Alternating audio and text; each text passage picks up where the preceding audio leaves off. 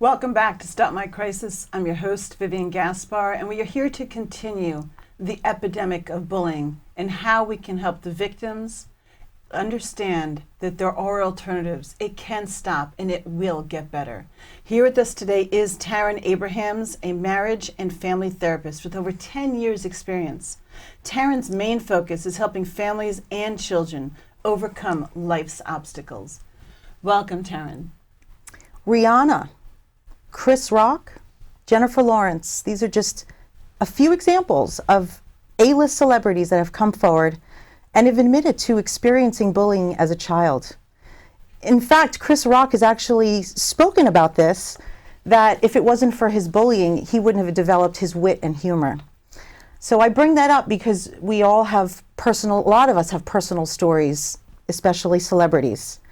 An interesting fact, 1 out of 3 children in the United States admit to experiencing some form of bullying in school. In school. Now, how has that evolved with the onset of social media? With nearly every child from middle school on age up has a cell phone, which leaves them always connected to the world through text and social media. How has that changed? Well, it definitely complicates the situation. In the past, bullying would happen in school and the child would go home and it would be done for the day, and then they would have peace of mind. Unfortunately, with social media, there is a multitude of ways that the bully can attack the victim. And it's important to understand there's many different types of bullying. The most common is verbal and social, but cyberbullying is unfortunately on the rise. What is cyberbullying? And let's take a step back. Sure. Let's define the actual word. What is bullying versus just being called names exactly. or teasing or the way teasing. It used to be? Right. So bullying actually, it's interesting. It wasn't until 2014 that the Center for Disease Control and the Department of Education teamed up and created a federal official definition of bullying. And they describe it as there needs to be 3 components. There needs to be aggressive behavior, there needs to be an imbalance of power, and there needs to be repetition. If those 3 components are in play, then that is a situation of bullying. What qualifies as repetition? How many instances? Sure. I would say more than a few. If something happens once or twice, we can easily define that as maybe just picking on them, certainly not justifying, but to really fully, properly define bullying, it's more of a chronic occurrence, it's more of a regular occurrence, if you will. Cyberbullying, going back to your original question, is using electronics and technology. So for instance, sending a text message, sending a threat over a text message, or posting something on Facebook or Instagram or Snapchat or some of the more common social media websites.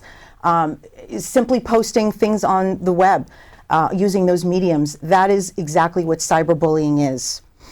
And the question really becomes, what do we do about that? What do we do about cyberbullying? And the first thing is, and this is really critical, what really drives someone to bully? These are typically very insecure children. These are typically children that don't have power at home. Perhaps they're being bullied in their home. We have found over the course of years and studying and research that this is learned behavior. Now, who are they learning it from? Other kids at school, or it can be that being abused at home? Absolutely. Usually this stems from the home. So cyberbullying, it's really important when you're addressing cyberbullying that you don't give the bully power. How do you remove the power from the bully? You don't respond to the text.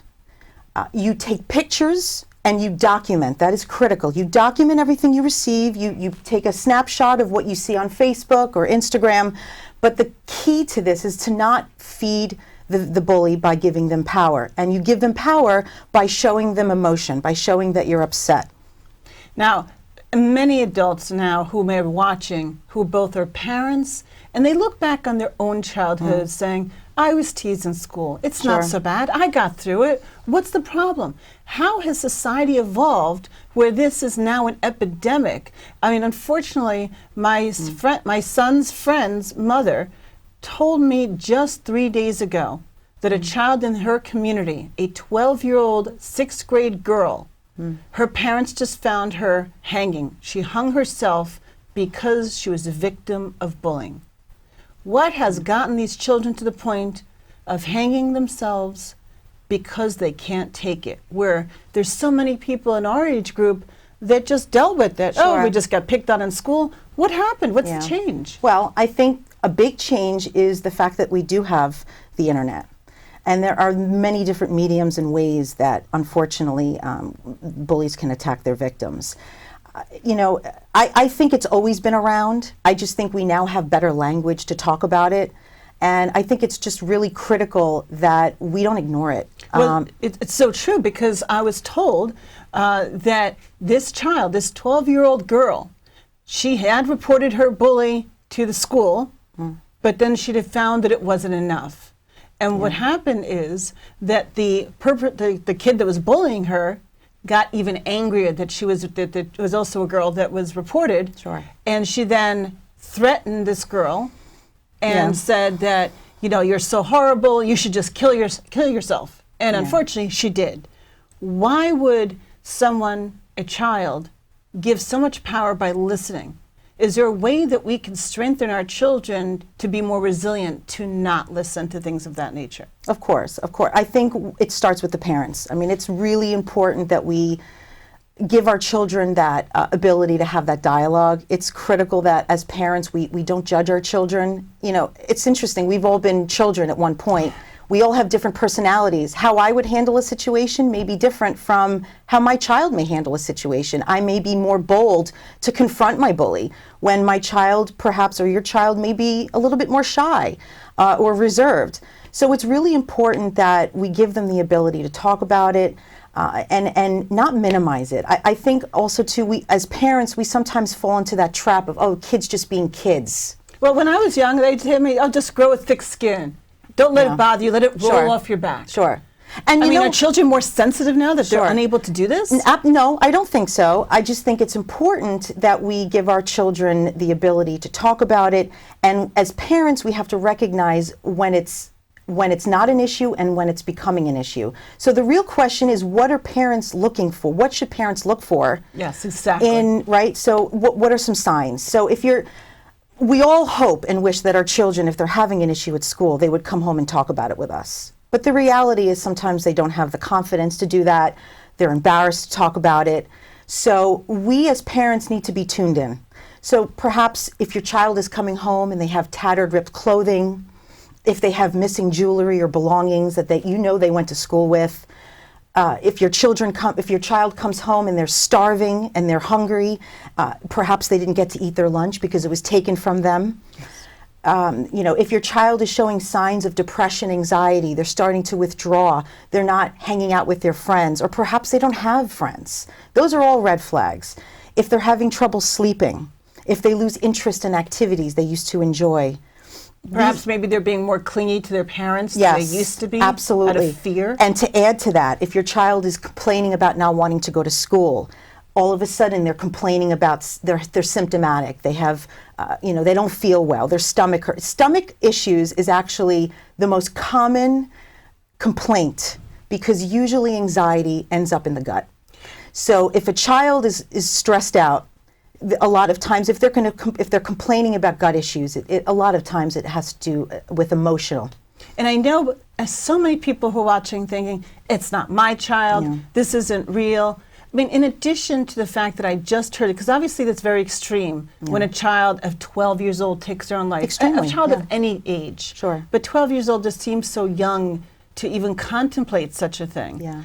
But unfortunately, I know more. I mean, in my personal life, one of my closest friends, their child is such a victim of bullying. Their child then ended up refusing to go to school, and they had to be homeschooled, and then effectively will be changing schools because of being bullied to such an extent. It's a terrible. And now they have PTSD. And of course, did you see clients who had PTSD from bullying? Of course. I mean, it takes an emotional toll. And it's important that children have an ability to talk about it because we can carry that into our adult years too. We're not going to go into that today, but bullying happens in not just the schools and not just with children. So it's really important to give the child, teach them coping skills and learn how to deal with it in a healthy manner. Can you give us an example of a coping skill that's very easy to implement? Sure. Meditation, deep breathing, I think that's critical. Teaching your child problem-solving skills, being able to take a step back, tone down your emotion, and think about strategies on how to handle the situation. Those are skills that it's imperative that they learn young in life so they can take that into their adulthood. It's interesting. The question really becomes, what does a child do? What do parents do if their child is being bullied? The first thing I suggest is for parents to make sure they document. It's really important that they document everything that goes on. Keep a log if you have to. Document date, time, who was involved, what was the resolution, what was the outcome. And I would strongly suggest, if it is a true case of bullying and you have those 3 components that we discussed earlier, it would be great for the parent to set a live meeting with the principal at the school. And a couple of tips with that, and speaking from experience as a mother, we tend to get very emotional when our children are involved. So it's really important as a parent to scale down the emotion when you're talking to your principal, to really zero in on the facts as opposed to the emotion. We want our schools on our side, right? Of course. So we want to make sure that we align with them and that we don't blame the schools. Oftentimes as parents, we want to place blame. We're angry, right? But what if you find that your school's administration is not acting as responsively as you would like them to? What if they do an investigation? Now, first of all, is there a department at a school that would do such an investigation? Well, every school has a harassment policy, right? So that I would encourage every parent that's in this situation to get a copy of the harassment policy of that school. Is that called HIB, H-I-B? Yes. The Harassment, Intimidation, and Bullying Department, or Yes. head of chair? Absolutely. But each school system has their own set of policies and regulations. So I, as a parent, I would suggest getting a copy of that and read over it, because perhaps the bully has violated the policy. And right then and there, you have a reason to act. If you don't feel supported by your school, I would encourage you taking it to a higher level. There are so many resources online. There are so many governmental websites that you can go to in your state. So there is a lot of resources and support out there for the parents. Well, we've covered what the parents should do.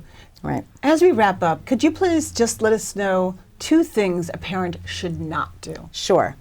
Do not try to deal with it on your own.